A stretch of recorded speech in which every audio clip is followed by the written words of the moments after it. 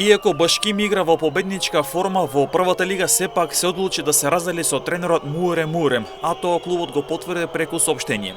Клубот од Куманово се раздели со помошникот на Муерем, Енес Кейли, а сега Башкими ќе треба да размислува кој би бил наследник на Муерем. Од клубот преку соопштение му се заблагодарија на Муерем и неговиот помошник Кейли за досегашниот допринос и залагањето за тимот. При тоа Башкими им посака успеси во кариерите на Муерем и Кейли. Тренерската промена доаѓа во моменти кога Башкими игра во одлична форма. На последните 5 мечи има 3 реми и 2 победи, а тимот има и позитивна гол разлика со 17 постигнати и 14 примени погодоци, па сепак разделбата меѓу Башкими и тренерот Муерем доаѓа неочекувано. Во досегашните 11 одиграни кола екипата на Башкими забележа 5 победи, 4 ремија и 2 порази и со 19 бодови се наоѓа на 5-то место на табелата. Во следното коло ќе игра со екипата на Расими во гости, односно започнува вториот круг од домашниот шампионат. Во купот на Македонија екипата на Башкими загуби од Силекс и така беше елиминирана во осмина финалето.